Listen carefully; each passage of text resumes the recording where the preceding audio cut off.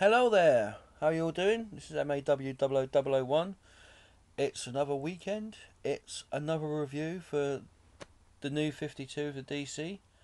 Can we really keep on calling that new 52? It's not so new now, it's about 3 months old, so I might have to think of something else to call it.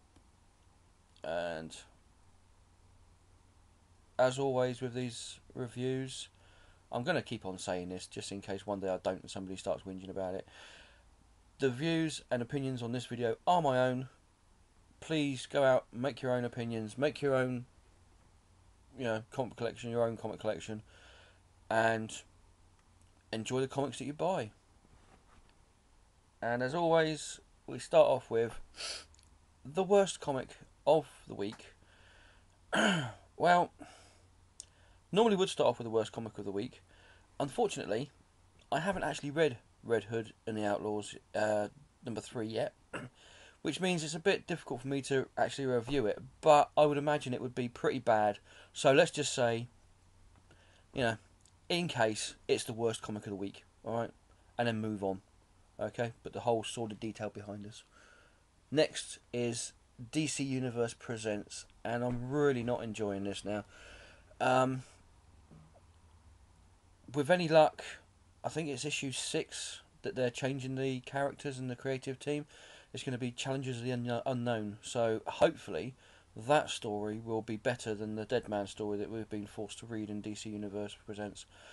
There just is no character driving at all on this comic. It just seems like Dead Man possesses people's bodies just to get laid now. It's pretty boring premise for a comic book, actually. Yeah, like I said, with any luck, they are changing the character. I think it's issue 5 or 6, and it's going to be Challengers of the Unknown. Challenges of the Unknown. So hopefully that'll be better. Next we have Supergirl, and this just isn't working for me. This new version of Supergirl doesn't seem like the writer knows what they want to do with her, and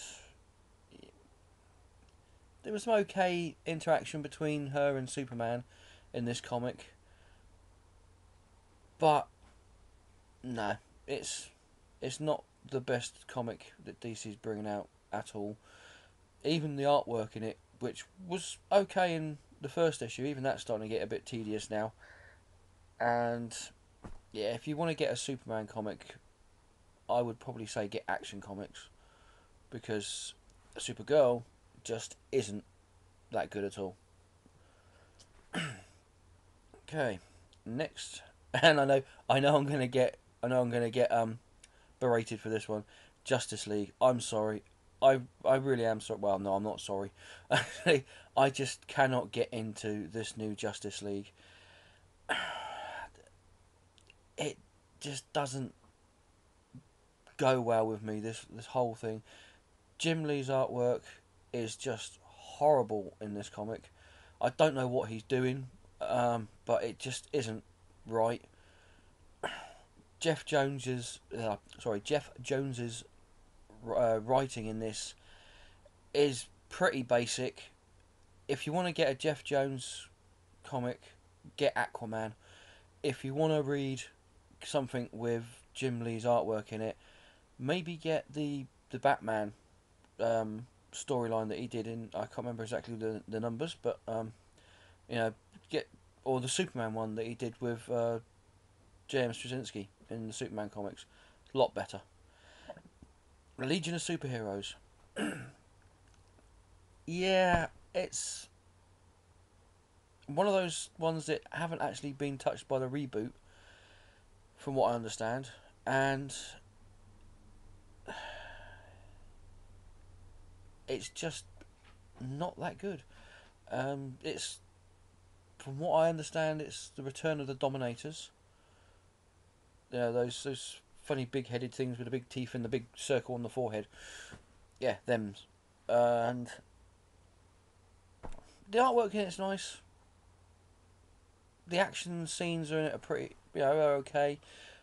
But again, there's not really much story. It's just more of an action comic book than anything else. There's no actual character development in this at all. So if you like an action comic that isn't Action Comics, get this one, I suppose.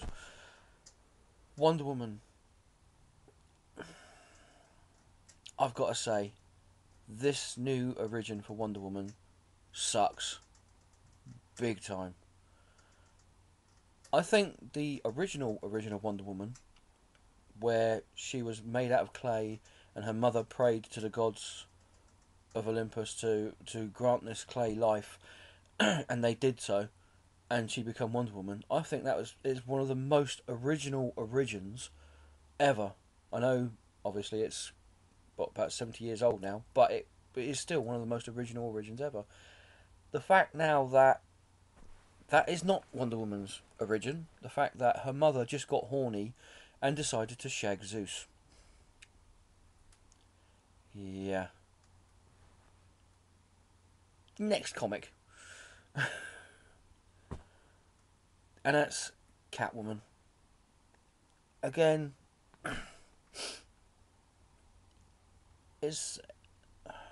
Catwoman is one of those ones where I think if it hasn't got the comic book style sex scenes in it, a lot of the comic book fans for Catwoman are going to be bored, because this was a pretty boring comic. Okay, the actual story in there was a bit hard hitting, I suppose, for the character, but I just didn't feel any empathy for Catwoman in her predicament. And surely that's what you need to have in any story, be it a book, a movie, a TV series, or a comic book. You need to have empathy with the main characters, and I had none whatsoever. This comic was just boring, really. And yeah, I'm going to tell you the same old joke again. Captain Manhattan. Sorry, Captain Atom. This one has got the Flash in it, and this wasn't too bad. This wasn't that bad an issue. You had the usual two superheroes meeting up for the first time. One of them thinks the other one's a villain. They have a little scrap, and then they realise that they're not. They were both there for the same reason, and then they team up. But there is just something missing about this. Maybe if they did call this comic Dr. Manhattan, it would make more sense. Because a lot of the stuff in it is very scientific in that. And, I've always thought the Captain Atom character was a bit one-dimensional in any case, so, Birds of Prey. It is getting better. It is getting a lot better. It's still not... still not the best comic out there, but it is getting better. Artwork in it is really nice, really gorgeous. Poison Ivy's got some really weird powers now. I don't know whether her costume's made out of plants now, but she seems to be able to control her costume. And there's a bit in there where she had this weird sort of like Dr. Octopus sort of thing with flowers coming out of it. Well, it looked like Dr. Octopus to me anyway. Yeah, this is an okay comic. Unlike a comic like Legion of Superheroes, where that seems to be all action, there is some action in here, but you do actually get some character development, and it's quite a good. It was quite a good read. It was a fun read. So yeah, Birds of Prey. Yeah, pick it up. Why not? Nightwing. I'm enjoying Nightwing. It's one of the It's one of the best non-Batman Batman family comics that are out there at the moment, I think. Obviously not as good as Batwoman. It's a lot better than Batgirl. And it's, it is actually going... this seems to be one of those ones where it's actually going back into the history of DC, or at least Dick Grayson's history. And I'm finding it quite interesting, actually, to read more about the past of Dick Grayson before he was Robin and obviously then Nightwing. Artwork in it, little bit iffy. It's not quite sure really about it. It reminds me a bit of, again, Daredevil, but Nightwing, pretty good read. Green Lantern Corps, and yes, this comic was all out action. Massive, great big fight scene in the middle, but there is character development in this comic. The artwork in it, really nice, and it was a fun story. It's just a really fun story. They do seem to be developing Guy Gardner's character in this a bit more. Jon Stewart's character seems to be a little bit stifled at the moment. Whether they're just concentrating on Guy Gardner more in this story arc first, and then they'll go on to Jon Stewart later on, I don't know. But they seem to be concentrating more on Guy Gardner at the moment for some reason. But yeah, Green Lantern Corps, brilliant. Not the best Green Lantern comic out there, but it's getting there. It's good, pretty good. Blue Beetle, I'm loving Blue Beetle. It is brilliant. I think this version of the Blue Beetle is actually better than the pre-new DC Universe Blue Beetle with the same character in it. It's a fun comic. It's a really interesting read. Artwork in it is really nice, and I can't wait until the rest of the Scarab characters come to Earth and find out what's happened to the Scarab that was sent to Earth. It is a really good comic.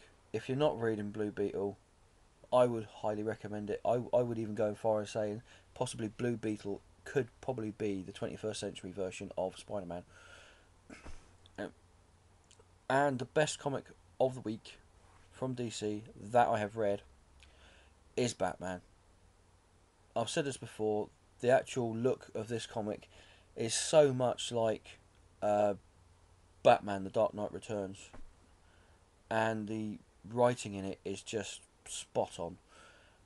You can tell with this comic that Batman is one of the characters in the DC universe where his history and his continuity hasn't been changed much, and it shows because the writer actually knows what he's writing about. In a lot of the other characters in the DC universe, new comics, there does seem to be some confusion with the writers of how they're writing the characters that they're writing. They don't seem to have a grasp of what they want to do with the characters. But with this Batman comic, it is phenomenal. Pick it up if you haven't got it.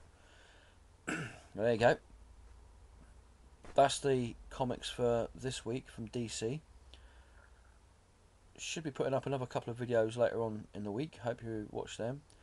Thank you everybody who's watched my videos. And this weekend I actually broke the 1,000 viewers mark. So thank you everybody who's watched my videos. Thank you everybody who subscribed. As always, if you haven't subscribed and you enjoy my videos, please do. Feel free to subscribe. But leave a comment, like, or one of those reaction thingies that they've got on the box there as well. And all I can say is, if you're going to read comics, make sure you enjoy them. There you go. So, thank you for watching, and ta-ta for now.